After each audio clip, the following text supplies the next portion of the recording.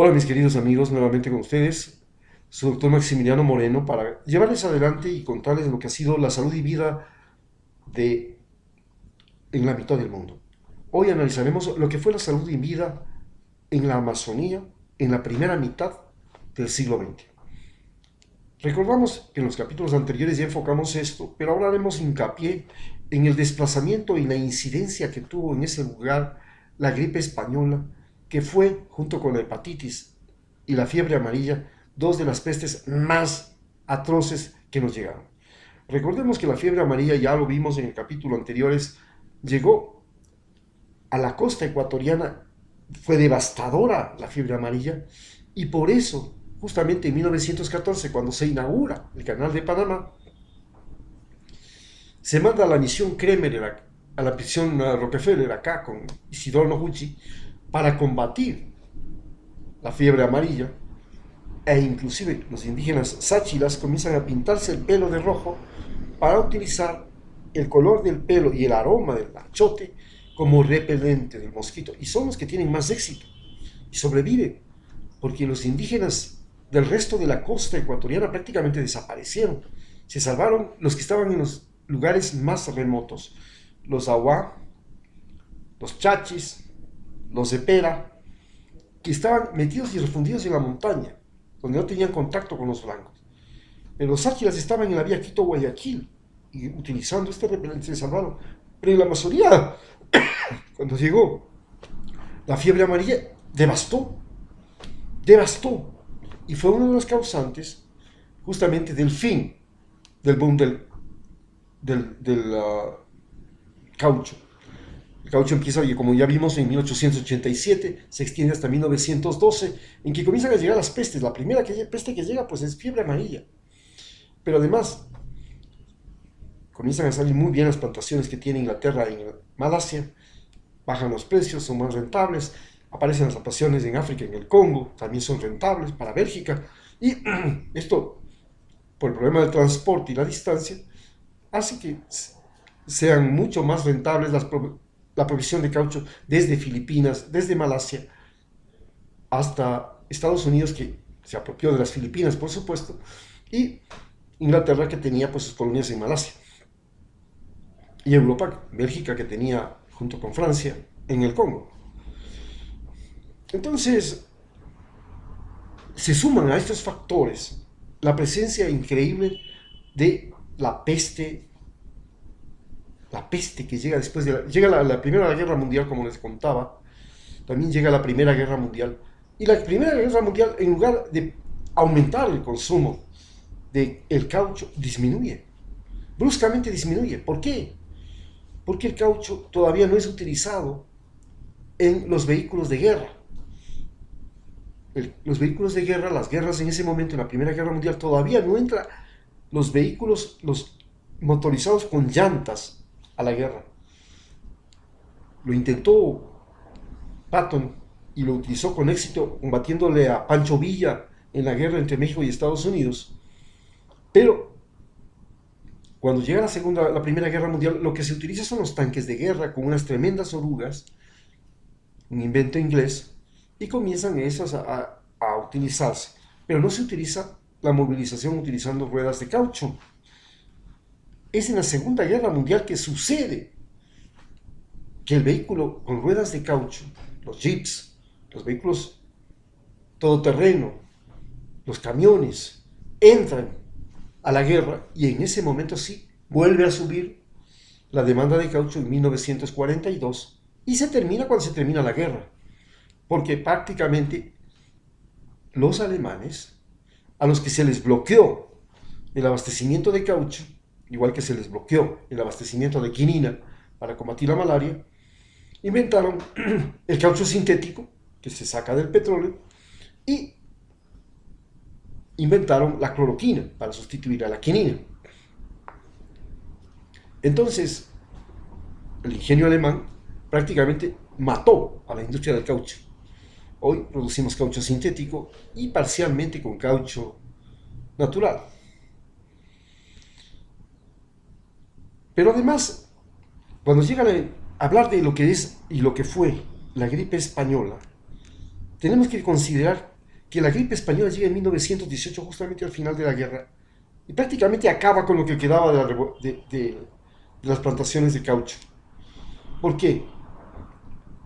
Porque ya la gente había comenzado a meterse al interior de la selva, utilizando máquinas, motores, canoas y todo, buscando el caucho. Y este internarse de la gente, de los blancos, de los mestizos, de gente extranjera, venían de judíos, venían chinos, venían europeos, venían norteamericanos a sacar, a vivir el lujo y a explorar la Amazonía. Trajo consigo numerosas pestes. Ya vimos que primero llegó la fiebre amarilla, pero después llegó la hepatitis.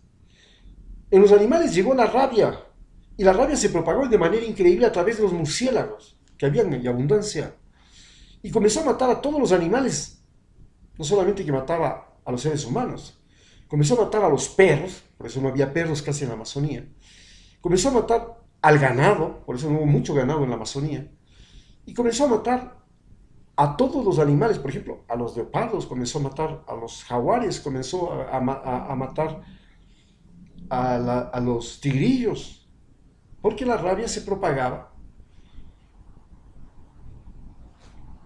Pero además también llegó la aftosa y afectaba a todos los animales que tienen pezuñas. Entonces la tatabra, que tiene su trompota, prácticamente desapareció. Entonces no solamente que desapareció las personas que se enfermaban, sino que desaparecía el alimento que ellas tenían. Con esto se remata cuando llega la gripe.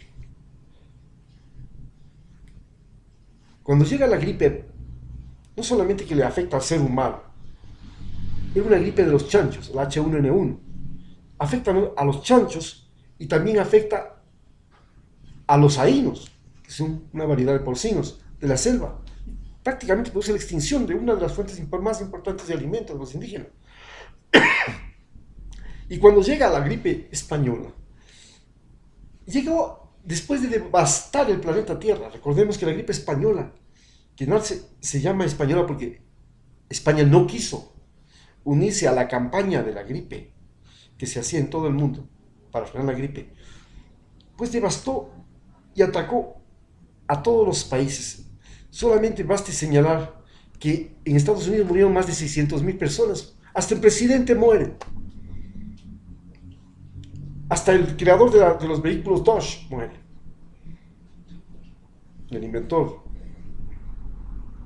de la fábrica Dodge de vehículos. Pero en el mundo, solamente en las primeras 25 semanas, cuando apareció la gripe española H1N1, murieron 25 millones de personas. Era una locura, en 6 meses 25 millones de personas. Cuando llegó a la Amazonía no se supo ni cuántos murieron.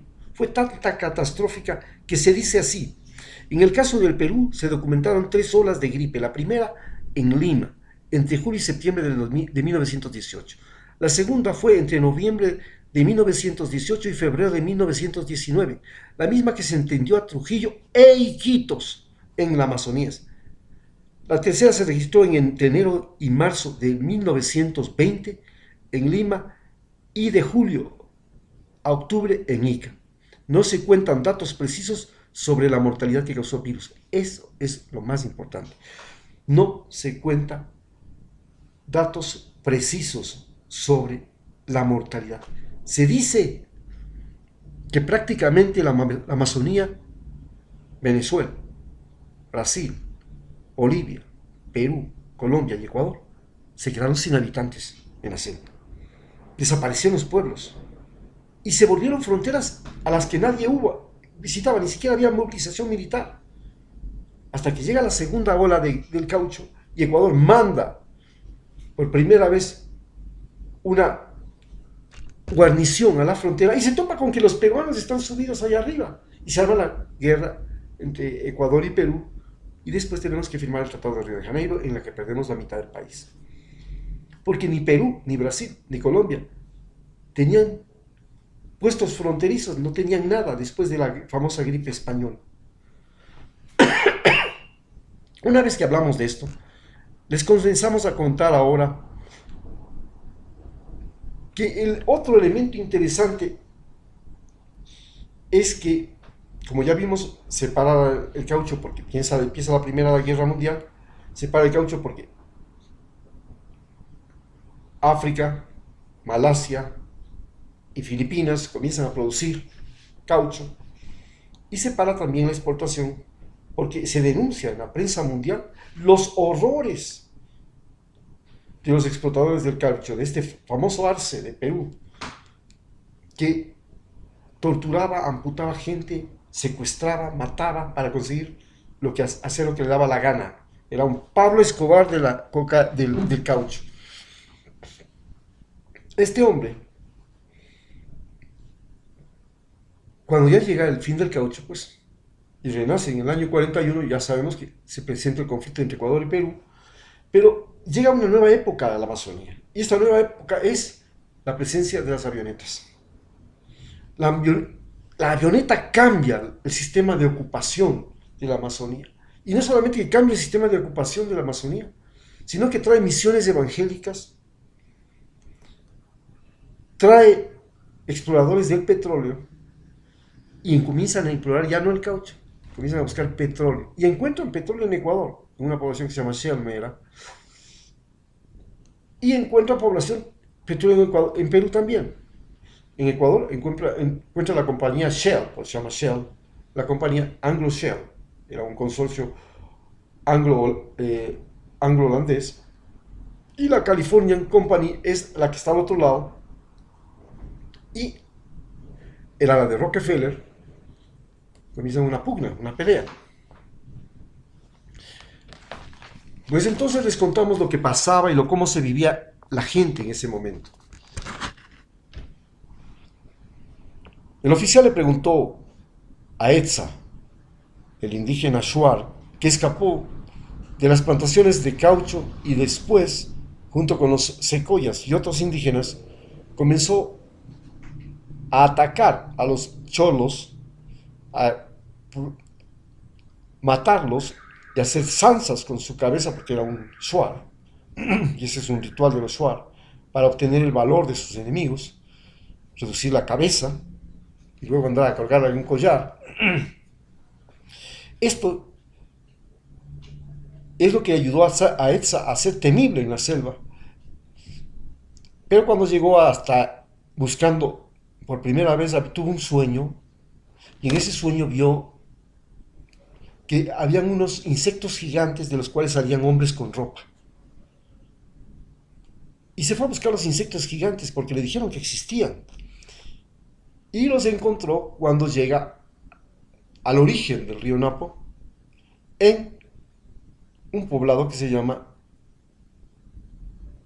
Shell, que se llama Mera, y ahora se llama Shell Mera. El oficial que le recluta le comienza a decir, bueno, ¿y tú qué haces aquí? El oficial del destacamento ecuatoriano, que por primera vez había ido a visitar la Amazonía, y que después de haber perdido territorio, entonces ahí se hizo el mayor fuerte militar posible en Shuar, en un fuerte militar aéreo, una base aérea, y en esa base aérea también estaba la compañía Shell, que tenía sus avionetas, y los misioneros de esa compañía que llegaban a los indígenas, especialmente a los Guarani, que eran unos nómadas en la selva, que eran no contactados y que eran muy agresivos. Les temía todo el mundo, los colonos, todos.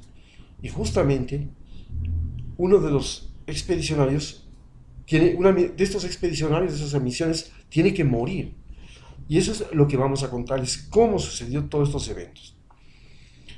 Cuando esta llega, el oficial le preguntó, ¿de dónde fuiste esclavo? En el río Napo. ¿Y en qué parte del río Napo? Desde Iquitos. Entonces eres peruano. No, soy del Cutucú, pero escapé al Marañón cuando hubo la guerra con los Achuar. Ay, ustedes los indios solo viven matándose, en verdad.